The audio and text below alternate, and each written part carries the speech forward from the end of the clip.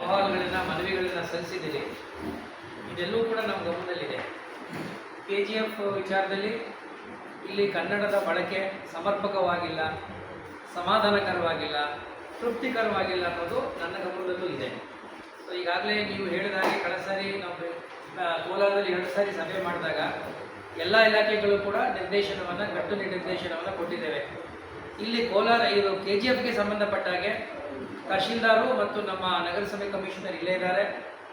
ನಗರ ವ್ಯಾಪ್ತಿನಲ್ಲಿ ಏನು ಸರ್ಕಾರದ ಸುತ್ತೋಲೆ ಮತ್ತು ನಿರ್ದೇಶನ ಇದೆ ಅದನ್ನು ಚಾಚೂ ತಪ್ಪದೆ ಕಡಾಖಂಡಿತವಾಗಿ ಪಾಲಿಸುವಂಥ ನಿರ್ದೇಶನವನ್ನು ಈಗ ನಾನು ಕಮಿಷನರ್ ಕೊಟ್ಟಿದ್ದೇನೆ.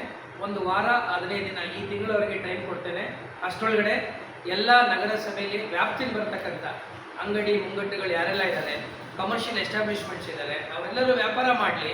ಆದರೆ ಸರ್ಕಾರದ ನಿರ್ದೇಶನ ಏನಿದೆ ಅದನ್ನು ಸಂಪೂರ್ಣವಾಗಿ ಪಾಲಿಸುವಾಗಿ ಎನ್ಫೋರ್ಸ್ ಮಾಡೋಕ್ಕೆ ಈಗಾಗಲೇ ನಾನು ಕಮಿಷನರ್ ಅವರಿಗೆ ಹೇಳಿದ್ದೀನಿ. ನಂಬರ್ 1. ನಂಬರ್ 2, ಕೆಲವು ಇಲಾಖೆಗಳು ನೀವು ಹೇಳಿದ್ದೀರಿ. ಇಲ್ಲಿ KGFನಲ್ಲಿ ಬೆಮ್ಮೆಲ್ ಬಗ್ಗೆ ಕಳೆದ ಸಾರಿ ಕೂಡ ತಾವು ಹೇಳಿದಿರಿ. ಆಮೇಲೆ ನಾನು ಎಕ್ಸಿಕ್ಯೂಟಿವ್ ಡೈರೆಕ್ಟರ್ ಯೋಗಾನಂದ್ ಅವ್ರ ಜೊತೆ ಕೂಡ ಒಂದ್ಸರಿ ಮಾತಾಡಿದ್ದೀನಿ ಫೋನಲ್ಲಿ. ನಾನು ಕೋಲಾರದಲ್ಲೇ ಕರ್ಸ್ಕೊಂಡು ಸಭೆ ಮಾಡ್ತೀನಿ. ಏಕೆಂದರೆ ಕನ್ನಡಿಗರಿಗೆ ಉದ್ಯೋಗ ನೀಡೋದು ಸ್ವಲ್ಪ ಅದು ಪಾಲಿಸಿ ಮ್ಯಾಟರ್ ಆದ್ದರಿಂದ ಅದ್ರ ಬಗ್ಗೆ ಒಂದಷ್ಟು ಹೆಚ್ಚು ಒಂದು ಗಂಭೀರವಾದಂಥ ಒಂದು ಚರ್ಚೆಯ ಅಗತ್ಯ ಇದೆ. ಯಾವ ಹಂತದಲ್ಲಿ ಕನ್ನಡಿಗರಿಗೆ ಉದ್ಯೋಗ ಸಿಗಬೇಕಾಗಿದೆ, ಈಗಾಗಲೇ ಈ ಒಂದು ಪಬ್ಲಿಕ್ ಸೆಕ್ಟರ್ನಲ್ಲಿ ಎಷ್ಟು ಉದ್ಯೋಗ ಸಿಕ್ಕಿದೆ ಅನ್ನೋದು ಕೂಡ ಪರಿಶೀಲನೆ ಮಾಡೋಕ್ಕೆ ಸದ್ಯದಲ್ಲೇ ನಾನು ಕೋಲಾರದಲ್ಲಿ ಒಂದು ಸಭೆಯನ್ನು ಕರಿತೀನಿ. ಆ ಸಭೆಗೆ ನಿಮ್ಮನ್ನು ಕೂಡ ಆಹ್ವಾನ ಮಾಡ್ತೀನಿ.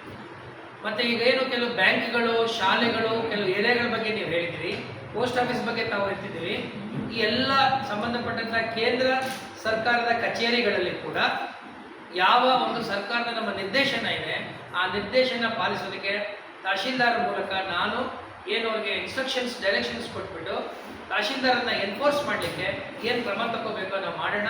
1 ವಾರ 10 ದಿನ ನೀವು ನಮಗೆ ಸಮಯ ಕೊಡಿ. ಅಷ್ಟರೊಳಗಡೆ ಆದಷ್ಟು ನಾವು ಕನ್ನಡವನ್ನು ಜಾಗೃತವಾಗಿ ಇಲ್ಲಿ ಜಾರಿಗೆ ತರೋ ಪ್ರಯತ್ನವನ್ನು ಮಾಡೋಣ. ಆಮೇಲೆ ಒಂದು ಭಾಷೆ ಯಾವಾಗಲೂ ಯಾರೋ ಬಲವಂತಕ್ಕಾಗಿ ಅದು ಅನುಷ್ಠಾನ ಆಗಬಾರದು. ಯಾವುದೇ ಭಾಷೆ ಹೃದಯದ ಭಾಷೆ ಆಗಬೇಕು. ಆ ಭಾಷೆಯನ್ನು ಪ್ರೀತಿಯಿಂದ ಎಲ್ಲರೂ ಅಪ್ಪಿಕೊಂಡು ಅನುಷ್ಠಾನ ಮಾಡಬೇಕು. ಸೊ ಆ ಒಂದು ದೊಡ್ಡತನ KGFನಲ್ಲಿ ಇರ್ತಕ್ಕಂಥ ಎಲ್ಲ ಕನ್ನಡಿಗರಿಗೆ, ಎಲ್ಲ ಕನ್ನಡಿಗರು ಅಂದರೆ ನಾನು ಎಲ್ಲರನ್ನೂ ಸೇರಿಸಿ ಹೇಳ್ತಾ ಇದ್ದೀನಿ, ಎಲ್ಲರಿಗೂ ಇದೆ ಅನ್ನುವ ವಿಶ್ವಾಸವನ್ನು ವ್ಯಕ್ತಪಡಿಸ್ತಾ, ಅನ್ಯ ಭಾಷಿಗರು ಕೂಡ ನಮ್ಮ ರಾಜ್ಯದಲ್ಲಿ ಇದ್ದಾಗ ಅವರು ಕನ್ನಡದ ಒಂದು ಕನ್ನಡಿಗರ ಭಾವನೆಗಳನ್ನು ಅರ್ಥ ಮಾಡ್ಕೋಬೇಕು.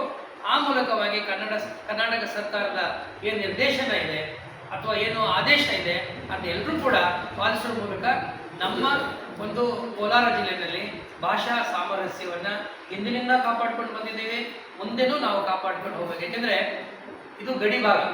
ಇಲ್ಲಿ ನಮ್ಮ ಕೋಲಾರ ಜಿಲ್ಲೆ ಎಲ್ಲವೂ ಕೂಡ ಸುತ್ತ 2-3 ರಾಜ್ಯಗಳ ಪಕ್ಕದಲ್ಲಿರೋದ್ರಿಂದ ಎಲ್ಲ ಭಾಷೆಗಳು ಕೂಡ, ಆ ಭಾಷಿಕರು ಕೂಡ ಬಹಳ ವರ್ಷಗಳಿಂದ ಅಣ್ಣ ತಮ್ಮಂದಿರಂಗಿದ್ದಾರೆ. ಆ ಸಾಮರಸ್ಯ ಕದಡದೇ ಇರುವ ಹಾಗೆ ನಾವು ಭಾಷೆಯನ್ನು ಕೂಡ, ನಮ್ಮ ಕನ್ನಡ ಭಾಷೆಯನ್ನು ಕೂಡ ಅನುಷ್ಠಾನಕ್ಕೆ ತರುವ ಪ್ರಯತ್ನ ಮಾಡಬೇಕು.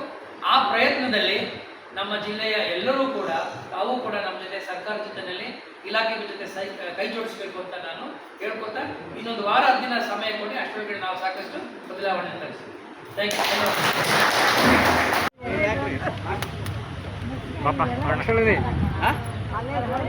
ಗೊತ್ತು ಇನ್ನೂ ಕಿತ್ತು ಬೇಕಾದ್ರೆ ಹಾರಾಡ್ತಾರೆ.